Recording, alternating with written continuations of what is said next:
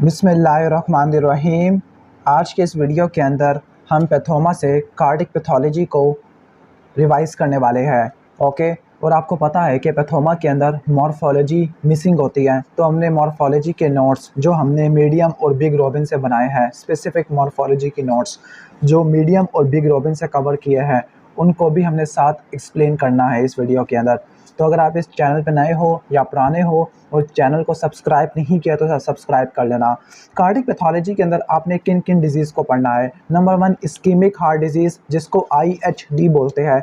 Ischaemic heart disease के अंदर angina pectoris, myocardial infarction, sudden cardiac death और chronic ischaemic heart disease पढ़ना है। इसके बाद congestive heart failure.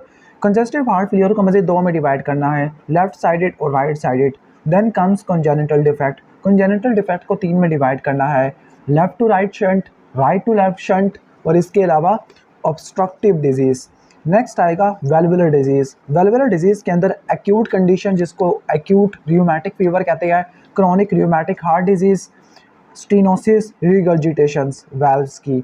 Then comes endocarditis. Endocarditis पढ़ना है, इसकी भी दो टाइप्स का होता है, स्टेफिलोकोकस ऑरियस का और विरिडियन वाला। ओके, नेक्स्ट है कार्डियोमायोपैथी, जिसको आपने मज़ीद 3 में डिवाइड करना है, dilated cardiomyopathy, hypertrophic restrictive cardiomyopathy और लास्ट में कार्डिक ट्यूमर्स है, बिनाइन और मैलिग्नेंट। तो स्टार्ट करते हैं वीडियो को।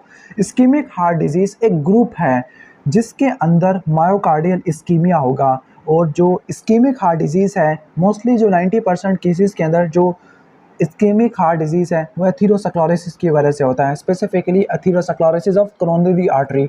जब एथेरोस्क्लेरोसिस ऑफ कोरोनरी आर्टरी होगा तो उसकी वजह से हार्ट की तरफ ब्लड फ्लो, मायोकार्डियम की तरफ ब्लड फ्लो कम हो जाएगा, क्योंकि सारा काम इसी ने करना है। अब चूँकि IHD एथेरोस्क्लेरोसिस की वजह से होती है, तो जो इसके रिस्क फैक्टर हैं वो एथेरोस्क्लेरोसिस वाले हैं, और एथेरोस्क्लेरोसिस के 3 टाइप के रिस्क फैक्टर थे, मॉडिफाइबल, नॉन मॉडिफाइबल और एडिशनल रिस्क फैक्टर। तो उनको हम ब्लड वेसल वाले टॉपिक में कवर करेंगे। सबसे पहला आता है अंजाइना। अंजाइना को भी 3 में डिवाइड करते हैं, स्टेबल, अनस्टेबल और प्रिंसमेटल। स्टेबल अंजाइना का मतलब है ऐसा चेस्ट पेन जो एक्सर्शन या इमोशनल स्ट्रेस की वजह से होगा, लेकिन अनस्टेबल अंजाइना ऐसा चेस्ट पेन है जो रेस्ट पे होगा। ओके, जो रेस्ट पे भी हो सकता है, एक्सर्शनल पे भी हो सकता है। ओके, ठीक हो गया, मेनली यहाँ पर रेस्ट लिखा हुआ है। जबकि प्रिंसमेटल जो वेरिएंट अंजाइना होता है, ये ऐसा चेस्ट पेन है जो एक्सर्शन से रिलेटेड है। ओके, एक्सर्शन से रिलेटेड है। तो पहले स्टार्ट करते हैं स्टेबल अंजाइना। तो स्टेबल अंजाइना के अंदर ऐसा चेस्ट पेन होगा जो फोर्स अप्लाई करने से, इमोशनल स्ट्रेस की वजह से होगा। इस केस में जो मेन एटियोलॉजी होती है वो कोरोनरी आर्टरी के एथेरोस्क्लेरोसिस है। स्पेसिफिकली 70% स्टीनोसिस ज़्यादा हो जाए तब आपको ये स्टेबल अंजाइना या अंजाइना ऑफ एफर्ट का पेन देखने को मिलता है, क्योंकि जब ब्लड फ्लो कम होगा तो मेटाबॉलिक डिमांड को पूरा नहीं कर सकेगा ड्यूरिंग द एक्सर्शन और इमोशनल स्ट्रेस। ओके, जबकि इसकी जो एटियोलॉजी है प्रिंसमेटल की, वो कोरोनरी आर्टरी वेज़ोस्पाज़म की वजह से होती है, जबकि इसकी एटियोलॉजी अनस्टेबल अंजाइना की, जिसको एक्यूट कोरोनरी सिंड्रोम कहते हैं, इसकी एटियोलॉजी के अंदर एथेरोस्क्लेरोटिक प्लाक का रप्चर होगा। जब एथेरोस्क्लेरोटिक प्लाक का रप्चर होगा तो वहाँ पे थ्रोम्बोसिस भी बन सकता है, तो थ्रोम्बोसिस हो सकती है और कोरोनरी आर्टरी की इनकम्प्लीट ओक्लूजन हो सकती है। ओके, इस केस के अंदर रिवर्सिबल इंजरी होती है मायोसाइड की। इन तीनों के केस के अंदर कोई नेक्रोसिस नहीं होगा। अगर नेक्रोसिस होगा तब उसको एंजाइना नहीं कहेंगे, बल्कि उसको MI बोलेंगे, मायोकार्डियल इंफार्क्शन बोलेंगे। ओके, जबकि अनस्टेबल एंजाइना के अंदर रिवर्सिबल इंजरी होती है, यानी अनस्टेबल और स्टेबल के अंदर रिवर्सिबल इंजरी होती है, लेकिन प्रिंसमेटल के अंदर क्या होती है, वैसे इन तीनों के केस में रिवर्सिबल इंजरी है, इरिवर्सिबल वैसे किसी में देखने को नहीं मिलती होती। ओके, क्लिनिकल फाइंडिंग के बारे में बात करते हैं। तो यहाँ पे जो चेस्ट पेन होगा, चेस्ट पेन 20 मिनट से कम के ड्यूरेशन का होगा, लेफ्ट आर्म या जा की तरफ रेडिएट करेगा। Number 2 diaphoresis, number 3 shortness of breath है। ओके, ECG के बारे में बात करते हैं। तो इस केस में और इस केस में सब एंडोकार्डियल इस्कीमिया होता है। जब सब एंडोकार्डियल इस्कीमिया होगा तो रट्टा मार लो ST सेगमेंट की डिप्रेशन होती है। ओके, जबकि इस केस में क्या होगा, ST सेगमेंट एलिवेशन होगी। ओके, ST सेगमेंट एलिवेट कर जाएगा। तीनों के केस में रिवर्सिबल इंजरी है, कोई नेक्रोसिस नहीं होती। यहाँ पे ट्रांसम्यूरल इस्कीमिया होता है, that is why ST segment elevate हो जाएगा।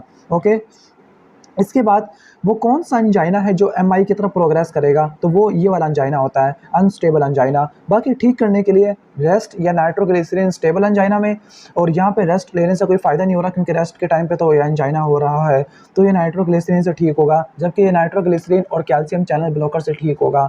इसके बाद मायोकार्डियल इन्फाक्शन है। तो मायोकार्डियल इन्फाक्शन का मतलब है कि कार्डिक मायोसाइट का नेक्रोसिस होता है। ओके, और हमने कहा था कि ये असल में ये अनस्टेबल अंजाइना की कॉम्प्लिकेशन होती है, और अनस्टेबल अंजाइना के अंदर हमने ये पढ़ा था कि एथेरोस्क्लेरोटिक प्लाक का रप्चर होता है, लेकिन उस प्लाक के रप्चर होने के बाद थ्रोम्बोसिस होती है और फिर इनकम्प्लीट ओक्लूजन होती है, लेकिन यहाँ पे कोरोनरी आर्टरी की कंप्लीट ओक्लूजन होगी। तो नंबर 1 कॉज क्या होगा? Rupture of atherosclerotic plaque. Number 2 coronary artery vasospasm. Coronary artery vasospasm Prinzmetal angina में भी होता था, लेकिन ये कोकेन की वजह से भी हो सकता है। Number 3 emboli. Number 4 vasculitis, specifically Kawasaki disease, ये वास्कुलाइटिस के अंदर पड़े गए।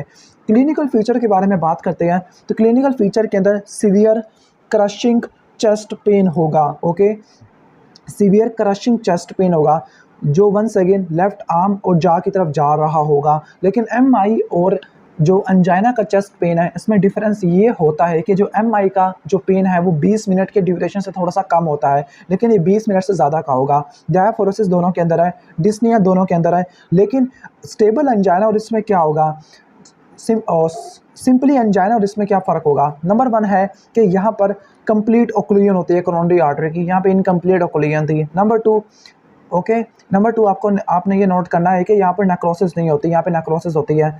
नंबर 3 यहाँ पे 20 मिनट के से कम का है, यहाँ पे 20 मिनट के ज़्यादा का है। नंबर 4 नाइट्रोग्लिसरीन से ठीक हो जाएगा, लेकिन एमआई नाइट्रोग्लिसरीन से ठीक नहीं होगा।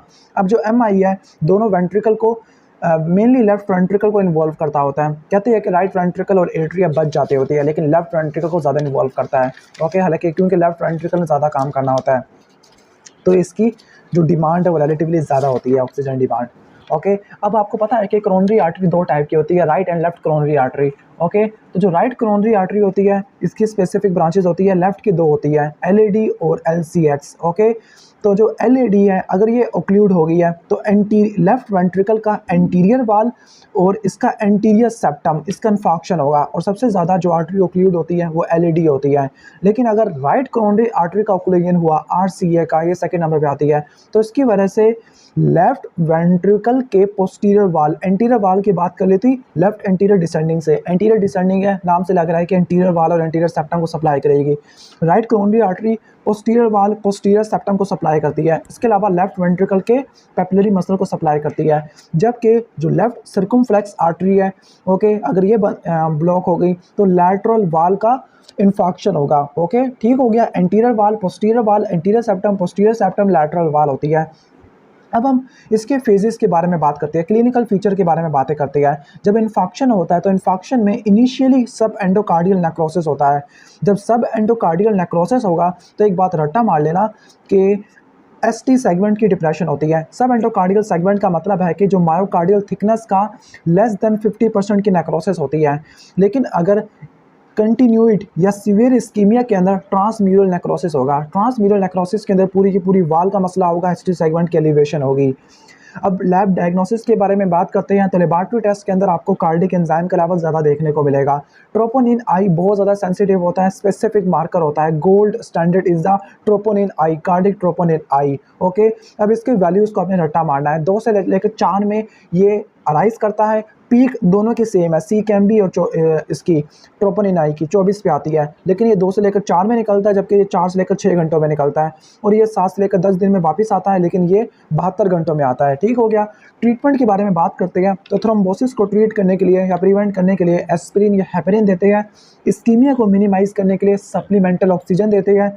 नाइट्रेट्स क्या करते हैं, वेन्स को वेजोडाइलेट कर देते हैं, कोरोनरी आर्टरी को वेजोडाइलेट कर देते हैं। जब वेन को वेजोडाइलेट करेंगे तो प्री लोड थोड़ा सा कम हो जाएगा, तो कोरोनरी आर्टरी को वेजोडाइलेट करेंगे तो ब्लड फ्लो ज़्यादा हो जाएगा। बीटा ब्लॉकर हार्ट रेट को कम कर देती है, ऑक्सीजन डिमांड को कम कर देती है, एरिथमिया को कम कर देती है।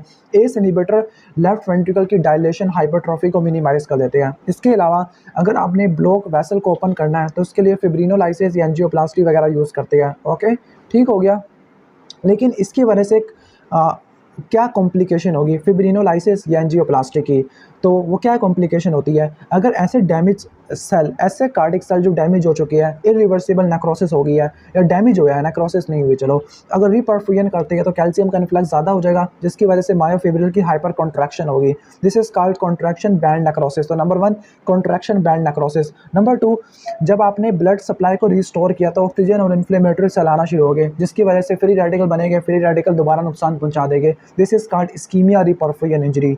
अब एमआई की जो कॉम्प्लिकेशन होती है वो ग्रोथ और माइक्रोस्कोपिक चेंजेस से रिलेटेड है। अब इस टेबल को भी आपने याद रखना है, तो उसको आप किस तरह से याद रखोगे इस टेबल को, ओके। इसको थोड़ा सा अच्छा, तो यहाँ पर इस टेबल के अंदर ग्रोथ और माइक्रोस्कोपिक को रट्टा मारना है, ओके। तो एक बात रट्टा मार लेना कि जो टाइम पीरियड है, पहला 4, फिर 4 से लेकर 24, फिर 1 से लेकर 3 दिन, फिर 4 से लेकर 7 दिन, फिर 1 से लेकर 3 हफ्ते और फिर मंथ्स तक जाता है। अब लेस देन 4 आर, तो इसमें कोई चेंजेस नहीं आएगा, ओके। माइक्रोस्कोपिक में आप सेल्स को देखते हैं, ग्रोथ में आप कलर को देखते हैं। तो पहले क्या होगा, जब भी कोई टिश्यू डैमेज होता है तो पहले नेक्रोसिस होती है, फिर एक्यूट इन्फ्लेमेशन, फिर क्रॉनिक इन्फ्लेमेशन, फिर फाइब्रोसिस और रिपेयर होता है।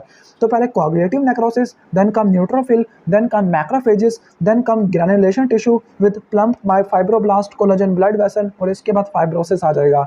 जबकि इससे रिलेटिव चेंजेस है, लाइक जब नेक्रोसिस होगा तो डार्क डिस्कलरेशन होती है, न्यूट्रोफिल आएगा तो वो येलो बन जाएगा, सेल आती है तो वो येलो होगा। जब ग्रैनुलेशन टिश्यू है, ग्रैनुलेशन टिश्यू के अंदर 3 चीज़ें होती है, कोलेजन, फाइब्रोब्लास्ट और ब्लड वेसल। तो जब ग्रैनुलेशन टिश्यू होगा तो वो रेड पिंक बनना शुरू हो जाएगा, और जब फाइब्रोसिस होती है तो वाइट स्कार बन जाएगा। शुरू के अंदर पहले 4 घंटे के अंदर जो कॉम्प्लिकेशन होती है वो शॉक हो सकता है, हार्ट फेलियर हो सकता है, एरिथमिया हो सकता है, बाकी फिर एरिथमिया भी हो सकता है। इसके बाद जो न्यूट्रोफिल वाले के अंदर आपको इन्फ्लेमेशन, फिब्रिनस पेरिकार्डिटिस देखने को मिलती है, इसमें फ्रिक्शन रब होगा। जब मैक्रोफेजेस आना शुरू हो जाएंगे तो इस कंडीशन के अंदर वेंट्रिकुलर फ्री वाल का रप्चर हो जाएगा। जब वेंट्रिकल फट जाएगा तो कार्डिक टेम्पोनेट हो सकता है, क्योंकि ब्लड आ गया पेरिटोनियल, सॉरी प्लूरल नहीं बल्कि पेरिकार्डियल कैविटी के अंदर, ओके। अगर इंटरवेंट्रिकुलर सेप्टम फट गया तो शंट हो सकता है, अगर पेपिलरी मसल फट गया तो माइट्रल इनसफिशिएंसी हो सकती है, और लास्ट में एन्यूरिज्म हो सकता है, म्यूरल थ्रोम्बस हो सकता है, या ड्रेसलर सिंड्रोम भी हो सकता है, ओके। इसके बाद नेक्स्ट आ जाते हैं सडन कार्डिक डेथ, SCD। कहते हैं कि सडन कार्डिक डेथ, ये जो एथलीट्स के अंदर जो डेथ होती है वो इसी की वजह से होती है, okay. Sudden cardiac death, okay. तो ये अनएक्सपेक्टेड डेथ होती है किसी कार्डिक डिजीज के अंदर, ओके, बगैर किसी सिम्टम के अंदर या सिम्टम के 1 घंटे के ऊपर। अब इसकी वजह क्या होती है, फैटल एरिथमिया होती है, और इसकी मोस्ट कॉमन इटियोलॉजी के क्यों हुई, तो ये इस्कीमिया होता है, ओके। और इस्कीमिया की भी वजह क्या होती है, एथेरोस्क्लेरोसिस होती है। इस्कीमिया के अलावा और क्या कॉजेज हो सकते हैं एथेरोस्क्लेरोसिस के अलावा, तो माइट्रल वाल्व प्रोलैप्स हो सकता है, हाइपरट्रॉफिक कार्डियोमायोपैथी और कोकेन अब्यूज, इसकी वजह से भी सडन कार्डिक डेथ हो सकती है। मैकेनिज्म क्या होता है, फैटल वेंट्रिकुलर एरिथमिया। इसके बाद क्रोनिक इस्कीमिक हार्ट डिजीज़ है। क्रोनिक इस्कीमिक डैमेज होगा, लेकिन यहाँ पर इन्फेक्शन हो भी सकता है और इन्फेक्शन नहीं भी हो सकता। तो क्रोनिक इस्कीमिया की वजह से मायोकार्डियल फंक्शन पुअर हो गया, तो उसको बोलते हैं क्रोनिक इस्कीमिक हार्ट डिजीज़। तो ये कंजेस्टिव हार्ट फेलियर की तरफ प्रोग्रेस कर सकता है। इसके बाद कंजेस्टिव हार्ट फेलियर, जो कि पंप का फेलियर होता है, इसको 2 में डिवाइड करते हैं, राइट एंड लेफ्ट। जो लेफ्ट साइडेड हार्ट फेलियर है, ओके, एक बात रट्टा मार लेना कि अगर लेफ्ट हार्ट फेल हो जाता है तो उसकी वजह से राइट हार्ट भी फेल हो जाएगा, ओके। तो जो लेफ्ट हार्ट के कॉजेज हैं, मायोकार्डियम को, लेफ्ट वेंट्रिकल को नुकसान पहुंचाना, तो पहला ischaemia, number 2 hypertension afterload बढ़ गया है, डायलेटेड कार्डियोमायोपैथी है कि ब्लड रिस्टोर नहीं हो पा रहा, कॉन्ट्रैक्ट नहीं कर पा रहा, या फिर एमआई हो चुका है इस्कीमिया के बाद, एमआई और रिस्ट्रिक्टिव कार्डियोमायोपैथी, यानी डायलेटेड कार्डियोमायोपैथी, रिस्ट्रिक्टिव कार्डियोमायोपैथी एक होती है, हाइपरट्रॉफिक कार्डियोमायोपैथी वो इसके अंदर नहीं आ रही। क्लिनिकल फीचर क्या होती है, क्लिनिकल फीचर का मैकेनिज्म क्या है, क्लिनिकल फीचर का मैकेनिज्म ये है कि फॉरवर्ड परफ्यूजन नहीं हो पा रही, टिश्यू की परफ्यूजन नहीं हो पा रही, और लेफ्ट हार्ट के अंदर ब्लड एक्यूमुलेट हुआ जा रहा है, पंप नहीं हो रहा, तो वो सारा पल्मोनरी सर्कुलेशन की तरफ चला जाएगा।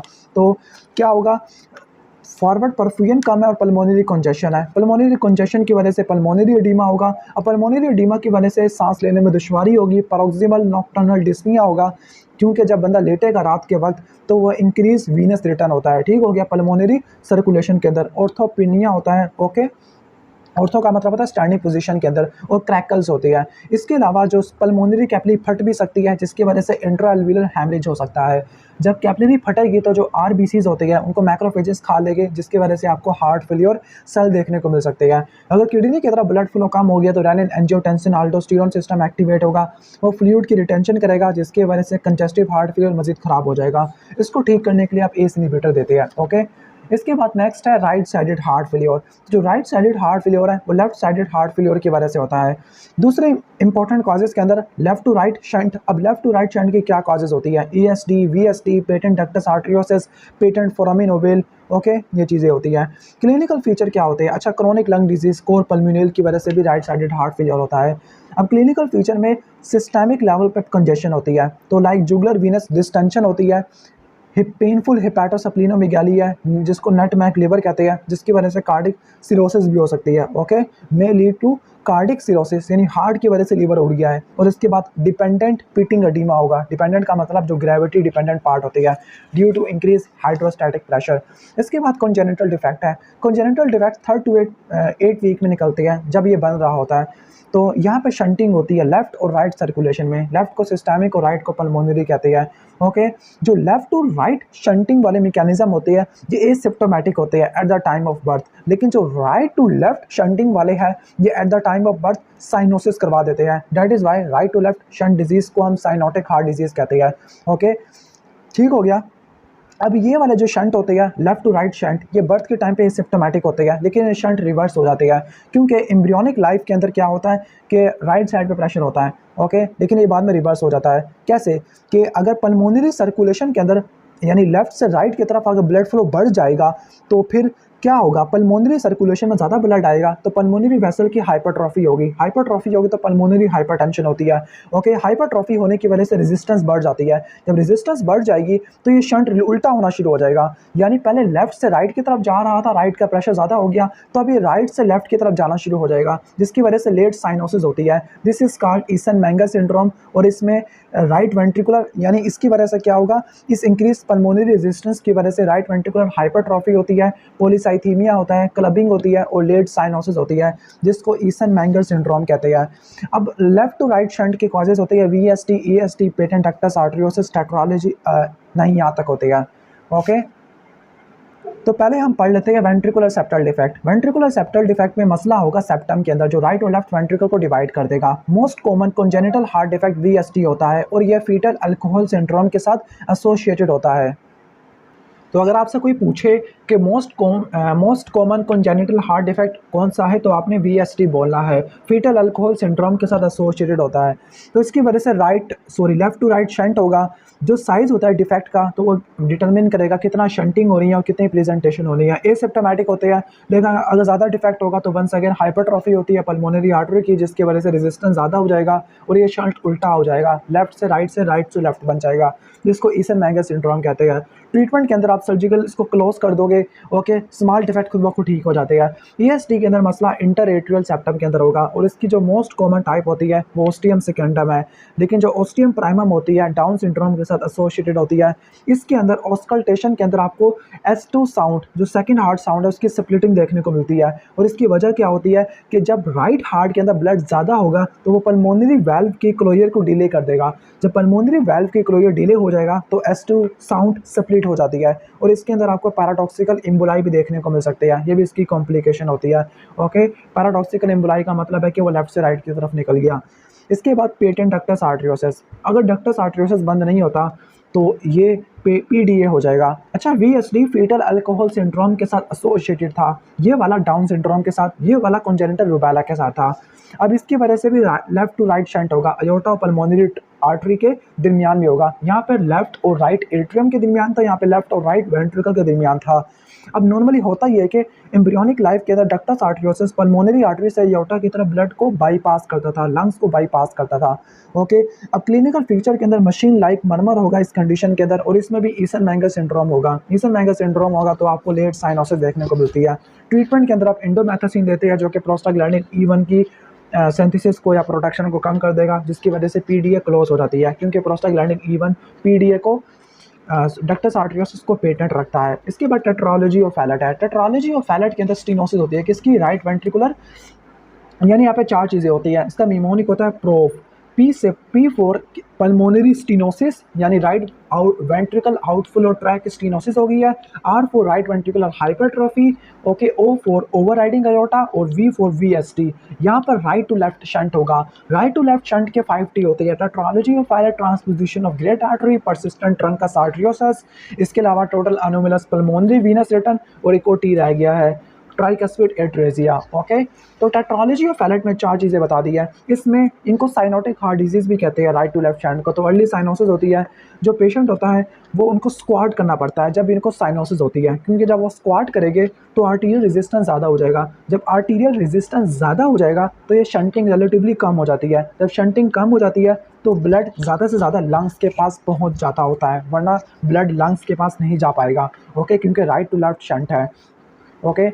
अब इसके बाद है boot shaped heart on x-ray, ये चीज़ें देखने को मिलती है, ओके। इसके बाद ट्रांसपोजिशन ऑफ ग्रेट वेसल। अब ट्रांसपोजिशन ऑफ ग्रेट वेसल का मतलब क्या है? नॉर्मली पल्मोनरी आर्टरी राइट से निकलती है और अयोर्टा लेफ्ट से निकलता है, लेकिन ये ऑपोजिट हो जाता है, उसको ट्रांसपोजिशन कहते हैं। और ये एसोसिएटेड है मैटरनल डायबिटीज़ के साथ, ओके। हर एक की एसोसिएशन को आपने याद रख लेना है, एम्ब्रियो में एटियोलॉजी को नहीं बल्कि एसोसिएशन को याद रखते हैं, ओके। तो ये मैटरनल डायबिटीज़ के साथ एसोसिएटेड होता है। इसमें भी अर्ली साइनोसिस होगा, लेकिन पल्मोनरी और सिस्टेमिक सर्किट मिक्स नहीं होते, ओके। यहाँ पे हम शंट को क्रिएट करते हैं आफ्टर द बर्थ ताकि ब्लड मिक्स हो जाए, क्योंकि यहाँ पे मिक्सिंग नहीं होती।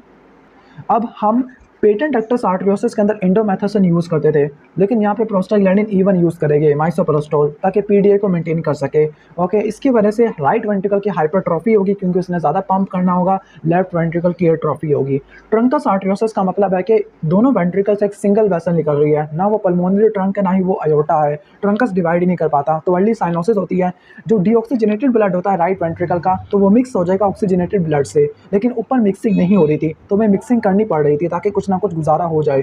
इसके बाद ट्राइकस्पिड एट्रेजिया, जिसमें ट्राइकस्पिड वाल्व का जो ओरिफिस है वो डेवलप ही नहीं कर पाता, ओके। जब वो डेवलप नहीं कर पाएगा तो राइट वेंट्रिकल के पास ब्लड नहीं आ पाएगा, तो वो राइट वेंट्रिकल हाइपरप्लास्टिक होगा, ओके। तो ये एसोसिएटेड होता है किसके साथ? ESD, जो कि कंपनसेशन प्रोवाइड करता है। और यहाँ पे राइट टू लेफ्ट शंट होगा, ओके। राइट साइड पे ब्लड सारा जमा हुआ है, तो यहाँ पे भी अर्ली साइनोसिस होती है। इसके बाद क्वार्टेशन ऑफ अयोर्टा। क्वार्टेशन ऑफ अयोर्टा के अंदर अयोर्टा की क्या होती है? नर्विंग होती है। फोकस हो जाओ, ओके। तो क्वार्टेशन ऑफ अयोर्टा के अंदर क्या होती है? अयोर्टा की नैरोइंग होती है। अब ये ना कोई शंट डिजीज़ नहीं है, बल्कि ये ऑब्स्ट्रक्टिव डिजीज़ है, तो उसको दो में डिवाइड करते हैं, इन्फेंटाइल और अडल्ट फॉर्म। इन्फेंटाइल में PDA के साथ एसोसिएटेड होगा, यानी यहाँ पे PDA होगा कंपनसेशन के लिए, अडल्ट में PDA नहीं होगा। यहाँ पे जो क्वार्टेशन होती है वो PDA से पहले होती है, लेकिन अडल्ट में PDA के बाद होती है। डेट इज़ वाई PDA की आपकी ज़रूरत नहीं है, डक्टस आर्टरियोसिस की ज़रूरत नहीं है। अब यहाँ पर लोअर एक्सट्रीमिटी साइनोसिस होगा eight the time of birth, जबकि यहाँ पे क्या होगा? अडल्ट में हाइपरटेंशन होती है अपर लिम्ब के अंदर और लोअर लिम्ब के अंदर हाइपोटेंशन होती है, पल्स वीक होती है, ओके। यहाँ पर जो कंपनसेशन थी वो पेटेंट डक्टस आर्टरियोसिस प्रोवाइड करता है, लेकिन यहाँ पे कोलैटरल सर्कुलेशन होती है इंटरकोस्टल आर्टरी में, और इंटरकोस्टल आर्टरी रिब्स के ऊपर नॉचिंग क्रिएट कर देती है। ये टर्नर सिंड्रोम के साथ एसोसिएटेड होता है, और ये बाइकस्पिड अयोर्टिक वाल्व के साथ एसोसिएटेड होता है। एम्ब्रियो के अंदर आपने एसोसिएशन को रट्टा मारना होता है, ओके। इसके बाद हमारा नेक्स्ट है वेल्वुलर डिजीज़, ओके। तो वेल्वुलर डिजीज़ के अंदर आपने क्या क्या पढ़ना है? वेल्वुलर डिजीज़ के अंदर आपने एक्यूट रूमेटिक फीवर और क्रॉनिक रूमेटिक फीवर। तो जो वेल्वुलर डिजीज़ है, हार्ट में 4 वेल्व्स होते हैं, ट्राइकस्पिड, पल्मोनरी, माइट्रल, अयोर्टिक, जिनका मेन मकसद है बैक फ्लो को प्रिवेंट करना। अब जो वेल्व्स की जो लेयंस होती है मेनली 2 टाइप की होती है, स्टीनोसिस और रिगर्जिटेशन। स्टीनोसिस का मतलब है कि वेल्व का ओरिफिस कम हो गया है, ओके। स्टीनोसिस का मतलब है कि ब्लड आगे जा नहीं पा रहा, और रिगर्जिटेशन का मतलब है कि ब्लड वापस आ रहा है, बैक फ्लो कर रहा है। अब 2 इंपॉर्टेंट डिजीज़ पढ़ने हैं और वीडियो को यहाँ पे एंड कर देते हैं। एक है ARF, दूसरा CRHD, chronic rheumatic heart disease. तो पहला है एक्यूट रूमेटिक फीवर। अब इसका आपने कॉन्सेप्ट अच्छे तरीके से लेना है, ओके। तो नंबर 1 है कि एक्यूट रूमेटिक फीवर होता क्या है, इसकी लैब डायग्नोसिस क्या होती है, मेजर क्राइटेरिया क्या है, माइनर क्राइटेरिया क्या है, उसका ट्रीटमेंट क्या होता है। तो सबसे पहले क्या होता है कि ये असल में ये एक्यूट रूमेटिक फीवर कॉम्प्लिकेशन है किसकी? फेरेंजाइटिस की। सबसे पहले group A beta haemolytic Streptococcus या स्ट्रेप्टोकोकस पायोजीन की वजह से फेरेंजाइटिस होगा, ओके, ठीक हो गया। फिर इसके बाद 2 से लेकर 3 हफ्ते के बाद स्ट्रेप्टोकोकल फेरेंजाइटिस के बाद या स्ट्रेप्टोकोकल सोर थ्रोट के बाद क्या होगा? ये डिजीज़ डेवलप कर पाएगा, ओके। अब इसकी वजह क्या होती है? इसकी वजह होती है मॉलिक्यूलर मिमिक्री की। ओके, यानी जो स्ट्रेप्टोकोकस पायोजीन की एम प्रोटीन होती है वो हमारी ह्यूमन टिश्यू की प्रोटीन को रिजेंबल करती है। अब डायग्नोसिस यूज़ करने के लिए ड्यूक जोन्स क्राइटेरिया यूज़ करते हैं। अब इसके अंदर करते क्या है? ओके, तो यहाँ पर दो क्राइटेरिया होते हैं, मेजर और माइनर। ओके, यानी जोन्स क्राइटेरिया के अंदर क्या होगा? सबसे पहले हिस्ट्री लेंगे, हिस्ट्री में आपको या डायग्नोसिस कर लेंगे कि आपको पहले कभी स्ट्रेप्टोकोकल इन्फेक्शन हो गया है। तो पहले कभी स्ट्रेप्टोकोकल इन्फेक्शन हो गया है तो उसका पता लगाने के लिए एएसओ देखते हैं, अलील स्पेसिफिक ओलिगोन्यूक्लियोटाइड, या एंटी डीएनएस बी का लेवल देखते हैं। इसके बाद मेजर और माइनर क्राइटेरिया को देखते हैं। माइनर क्राइटेरिया नॉन स्पेसिफिक होते हैं, इसमें फीवर और ई असाल जो कि इन्फ्लेमेशन को बताता है। मेजर क्राइटेरिया इंपॉर्टेंट है जो कि 5 होते हैं। Number 1 migratory polyarthritis, number 2 pancarditis, सारी लेयर्स की इन्फ्लेमेशन होगी, number 3 subcutaneous nodules, number 4 erythema marginatum, number 5 Sydenham chorea. अब माइग्रेटरी पोलीआर्थराइटिस के अंदर बहुत सारे जॉइंट्स के अंदर क्या होगा? इन्फ्लेमेशन है। माइग्रेटरी का मतलब है कि माइग्रेट करती है। ओके, यानी पहले ये एक बड़े जॉइंट को इन्वॉल्व करेगी, लाइक रिस्ट को, नी को, एंकल को, वहाँ पे स्वेलिंग और पेन होती है, फिर वो ठीक हो जाएगा और फिर उसके अगले जॉइंट को इन्वॉल्व कर लेगा, लाइक रिस्ट के बाद आता है एल्बो जॉइंट। पेनकार्डाइटिस के अंदर तीनों लेयर्स की इन्फ्लेमेशन है, एंडोकार्डाइटिस, मायोकार्डाइटिस, पेरिकार्डाइटिस। जो एंडोकार्डाइटिस है ये माइट्रल वाल्व को इन्वॉल्व करेगा सबसे ज़्यादा, क्योंकि वाल्व्स की भी एंडोकार्डियम लाइनिंग होती है। ओके, अभी हमने एंडोकार्डाइटिस पढ़ना है नेक्स्ट वीडियो के अंदर। तो मेरा गला ख़राब हो गया है, लेकिन आपने वीडियो को लाइक कर देना है। अब एंडोकार्डाइटिस के अंदर होता ये है कि along the line of closure, जहाँ पे वाल्व ने क्लोज होना होता है तो वहाँ पे वेजिटेशन होती है, और जब वहाँ पे वेजिटेशन होगी, थ्रोम्बस होगा, तो उस जगह पे वाल्व क्लोज नहीं हो पाएगा, जिसकी वजह से रीगर्जिटेशन हो जाती है। ओके, इसके बाद मायोकार्डाइटिस है। मायोकार्डाइटिस के साथ आपको देखने को मिलती है एशॉफ बॉडी। एशॉफ बॉडी के अंदर मजीद कुछ चीज़ें होती है। एशॉफ बॉडी में क्रॉनिक इन्फ्लेमेशन, हिस्टियोसाइट, और हिस्टियोसाइट के स्लेंडर वेवी न्यूक्लियस होते हैं, मैक्रोफेजेस होते हैं, जिनको अनिशनको सेल कहते हैं, जाइंट सेल और फिब्रिनाइट मटेरियल। इन 4 चीज़ों को मिला दो तो बनता है एशॉफ बॉडीज़। मायोकार्डाइटिस ये most common cause of death होता है। पेरिकार्डाइटिस की वजह से फ्रिक्शन रब और चेस्ट पेन होता है। सबक्यूटेनियस नोड्यूल, एरिथीमा मार्जिनेटम है। एरिथीमा मार्जिनेटम का मतलब है रिंग शेप नॉन प्यूरिटिक रैश बनेगा, जिनके रेड बॉर्डर्स होती है, ट्रंक और लिम्स को इन्वॉल्व करता है। इसके अलावा सिंडिनहैम कोरिया होगा जो कि रैपिड इनवॉलंटरी मसल मूवमेंट है। एक्यूट अटैक ठीक हो जाते हैं, लेकिन इसकी जो कॉम्प्लिकेशन है वो क्रोनिक र्यूमेटिक हार्ट डिजीज़ है। ओके, यानी अगर रिपीटेड इन्फेक्शन हो रहा है, ओके, ठीक हो गया, तो क्रोनिक डिजीज़ हो जाएगा। तो जो क्रोनिक र्यूमेटिक हार्ट डिजीज़ है तो ये वाल्व की स्कारिंग होती है, scarring of valve due to rheumatic fever. इसकी वजह से क्या होगा? इसकी वजह से इसकी स्टीनोसिस होगी। Okay, result in stenosis. पहले था उसमें एंडोकार्डाइटिस की वजह से रिगर्जिटेशन थी, लेकिन यहाँ पे स्टीनोसिस हो गई है, और यहाँ पे फिश माउथ अपीयरेंस है। माइट्रल वाल्व को इन्वॉल्व करता है ऑलमोस्ट ऑलवेज, जिसकी वजह से कोडा टेंडिनाई की थिकनिंग होती है, इसकी कस की भी थिकनिंग होती है, कभी कभार अयोर्टिक को भी इन्वॉल्व कर सकता है, और इसकी कॉम्प्लिकेशन के अंदर इन्फेक्टिव एंडोकार्डाइटिस है। यानी पहले एक्यूट रूमेटिक फीवर होगा, फिर ये क्रोनिक रूमेटिक हार्ट डिजीज़ बन जाएगा, और इसको ठीक ना किया तो बन जाएगा इन्फेक्टिव एंडोकार्डाइटिस। ओके, ठीक हो गया। दिल तो चाह रहा है कि इनको भी कवर कर दे, चलो ठीक है, फिर इनको छोड़ देते हैं स्टीनोसिस वाला। ओके, तो कंटिन्यू करते हैं एंडोकार्डाइटिस से। तो पहले एक्यूट र्यूमेटिक फीवर होगा, क्रोनिक र्यूमेटिक हार्ट डिजीज़ होगा, देन कम्स इन्फेक्टिव एंडोकार्डाइटिस।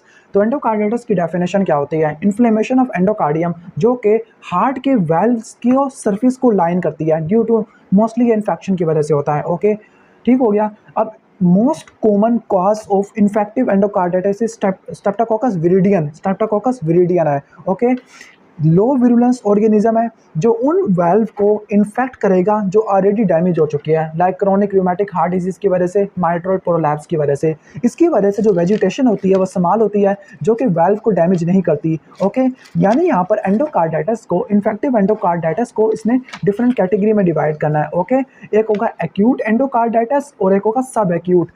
सब एक्यूट होता है स्ट्रेप्टोकोकस विरिडियन की वजह से, लेकिन जो होता है हमारा एक्यूट होता है ये स्टाफिलोकोकस ऑरियस की वजह से होगा। ओके, जो स्ट्रेप्टोकोकस होता है ये लो विरुलेंस है विरिडियन वाले, लेकिन ये हाई विरुलेंट ऑर्गेनिज्म होता है। जो विरिडियन वाला था ये प्रीवियसली डैमेज वाल्व को नुकसान पहुंचाएगा, इन्फेक्ट करेगा, लेकिन ये नॉर्मल वाल्व को इन्फेक्ट करेगा। ओके, वो किसको इन्वॉल्व करता था? माइट्रल वाल्व को ज़्यादातर, लेकिन ये क्या करेगा? ये आप किसको इन्वॉल्व करेगा, ये ट्राइकस्पिड को ज़्यादा इन्वॉल्व करता होता है। इंट्रावीनस ड्रग यूजर में होगा। उसके अंदर स्मॉल वेजिटेशन थी जो कि वैल्व को डिस्ट्रॉय नहीं करती थी, लेकिन ये वैल्व को डिस्ट्रॉय वगैरह कर देगी। ओके, अगर एंडोथेलियल सरफेस डैमेज होती है तो वहाँ पे थ्रोम्बोटिक वेजिटेशन होती है। वेजिटेशन का मतलब है थ्रोम्बाइन हार्ट वेल्व्स, तो प्लेटलेट और फिब्रिन होता है। ओके, अगर ये ब्लड में चला गया तो ये बैक्टीरिया वेजिटेशन में ट्रैपिंग हो जाती है और आपको प्रोफाइलेक्टिकली एंटीबायोटिक्स लेनी पड़ती है। ओके, इसके अलावा कुछ और एंडोकार्डिटिस भी होता है, लाइक एंडोकार्डिटिस और प्रोस्थेटिक वाल्व, तो ये स्टाफिलोकोकस एपिडर्मिडस की वजह से होता है। एंडोकार्डिटिस इन कोलोरेक्टल कार्सिनोमा, तो वो स्ट्रेप्टोकोकस बोविस की वजह से होता है। Endocarditis with negative blood culture, तो वो हैसिक ऑर्गेनिज्म की वजह से होता है। हैसिक एब्रीविएशन है हीमोफिलस कैंटोबैसिलस कार्डियोबैक्टीरियम इकिनिला और Kingella. Clinical feature of bacterial endocarditis, तो वो क्या क्या होते हैं, यानी एंडोकार्डिटिस दो टाइप का होता है। ओके, वैसे तीन टाइप का यहाँ पे लिखा हुआ है, बैक्टीरियल, नॉन बैक्टीरियल और एसएलई वाला। ठीक हो गया, तो यहाँ पर हम बात कर लेते हैं बैक्टीरियल की। तो क्लिनिकल फीचर क्या होते हैं, नंबर 1 इन्फेक्शन है तो फीवर होगा बैक्टीरिया की वजह से। नंबर 2 मर्मर्स हो गए क्योंकि वेजिटेशन है हार्ट वेल्व्स के ऊपर। इसके अलावा जैनवेलियन है। जैनवेलियन का मतलब है कि एरिथेमेटस नॉन टेंडर लियन है। एरिथेमेटस नॉन टेंडर लियन हमने एक और जगह भी पढ़ी थी, वो थी एक्यूट रूमेटिक फीवर के अंदर। ओके, जिसपे हमने बोला था एरिथेमा मार्जिनेटम, लेकिन वो नॉन प्रूरेटिक थी। ओके, ये नॉन टेंडर है पाम और सोल के ऊपर। इसके अलावा ओसलर नोड्स होते हैं, टेंडर नोड्यूल्स होती है फिंगर और टोस के। नील बेड्स के ऊपर स्प्लिंटर हेमरेज होगा ड्यू टू इम्बोलाइजेशन। ओके, जबकि एनीमिया ऑफ क्रोनिक डिजीज भी हो सकता है क्रोनिक इन्फ्लेमेशन की वजह से।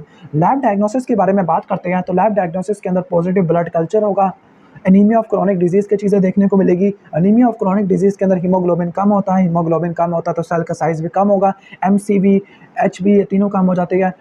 फेरेटिन ज़्यादा हो जाएगा। ओके, ठीक हो गया। इसके अलावा टीआईबीसी रिलेटिवली कम हो जाता है। ये आपको जब समझ आएगा जब आप वो पढ़ोगे हीमाटोलॉजी। इसके अलावा ट्रैकियोइसोफेगल इकोकार्डियोग्राम भी करते हैं। इसके बाद नॉन बैक्टीरियल थ्रोम्बोटिक एंडोकार्डिटिस है। जो नॉन बैक्टीरियल थ्रोम्बोटिक एंडोकार्डिटिस है ये स्टीराइल वेजिटेशन की वजह से होता है। अच्छा, इसी की एग्जांपल है लिबमैन सैक एंडोकार्डिटिस जो कि एसएलई में होता है।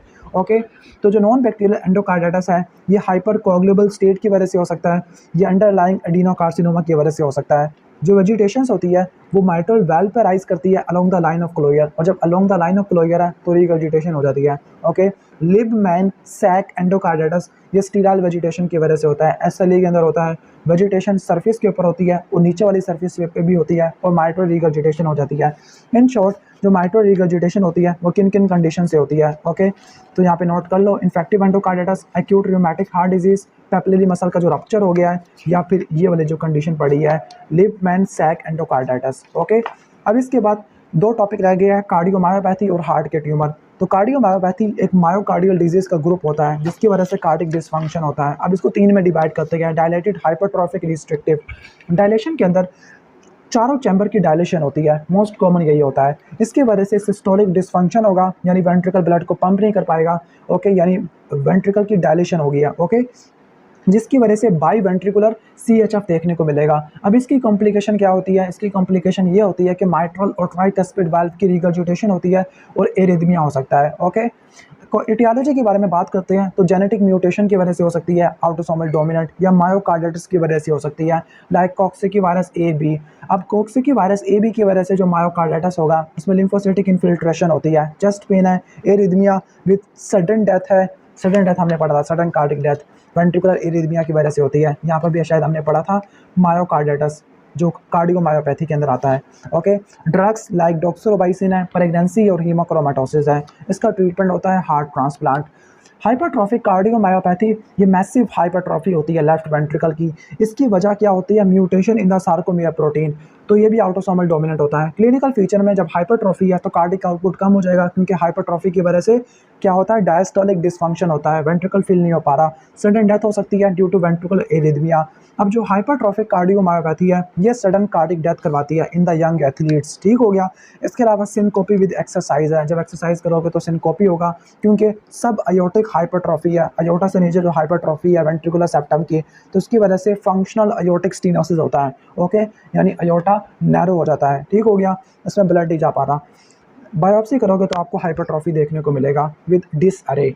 इसके बाद रिस्ट्रक्टिव है। रिस्ट्रक्टिव के अंदर वेंट्रिकुलर एंडोकार्डियम, एंडोमायोकार्डियम, एंडो और मायो दोनों की कंप्लायंस क्या हो जाएगी, कम हो जाएगी। जब कंप्लायंस कम हो जाएगी तो डायस्टिन नहीं हो पाएगी, फिलिंग नहीं हो पाएगी। कॉजेज़ के अंदर अमाइलॉइडोसिस है जिसकी वजह से कंप्लायंस कम हो जाएगी, ओके, यानी वो अकोमोडेट नहीं कर पाएगा। सार्कोइडोसिस है, एंडोकार्डियल फाइब्रोइलास्टोसिस है, लोफलर सिंड्रोम है। लोफलर सिंड्रोम किसकी वजह से होता है, एस्कैरिस की वजह से होता है, जिसमें फाइब्रोसिस होती है, इन्फिल्ट्रेशन होती है, इओजिनोफिलिया इन्फिल्ट्रेशन होती है, ब्लड में इओजिनोफिलिया होता है। तो इसमें कंजस्टिव हार्ट फेलियर होगा। क्लासिकल फाइंडिंग क्या होती है, इलेक्ट्रोकार्डियोग्राफी के अंदर लो वोल्टेज वेव्स देखने को मिलती है, क्यूआरएस कॉम्प्लेक्स की इंटेंसिटी कम हो जाती है। इसके बाद कार्डिक ट्यूमर्स है। कार्डिक ट्यूमर्स 3 टाइप के लिखे हुए हैं, मिक्सोमा, रैब्डोमायोमा और मेटास्टेसिस, ओके। जो मैलिग्नेंट है वो ज़्यादा कॉमन नहीं होते, बिनाइन ज़्यादा कॉमन होते हैं। तो अगर बिनाइन मेसेनकाइमल ट्यूमर है, मेसेनकाइमल का मतलब कनेक्टिव टिश्यू ट्यूमर है, तो उसको बोलती है मिक्सोमा, जिसके जिलेटिनस अपीयरेंस होती है, ग्राउंड सब्सटेंस काफ़ी ज़्यादा होता है। मोस्ट कॉमन ट्यूमर यही होता है। लेफ्ट एट्रियम के अंदर पेडुंकुलेटेड मैस होगा, तो ये मैट्रल वाल्व को क्लोज कर सकता है, जिसकी वजह से सिनकोपी हो सकती है। रेब्डोमायोमा बिनाइन हिमाटोमा होता है। हिमाटोमा डिसऑर्गेनाइज्ड बिनाइन ट्यूमर्स होते हैं, ओके। तो ये ट्यूबरल स्क्लेरोसिस वाले पेशेंट में देखने को मिलता है, ये वेंट्रिकल्स में होता है। अब मेटास्टेसिस जो यानी कुछ ऐसे ट्यूमर्स होते हैं जो हार्ट के अपने नहीं होते लेकिन हार्ट के पास आ गए हैं किसी और से। तो ब्रेस्ट का, लंग्स कार्सिनोमा, मेलानोमा, लिम्फोमा ये हार्ट तक आ सकते हैं। इसको याद किस तरह से करना है, BML से याद रखना है, breast, melanoma, lymphoma, lung carcinoma. और ये इन्वॉल्व करता है पेरिकार्डियम को, जिसकी वजह से पेरिकार्डियल एफियन, चेस्ट पेन, फ्रिक्शन, रब हो सकता है।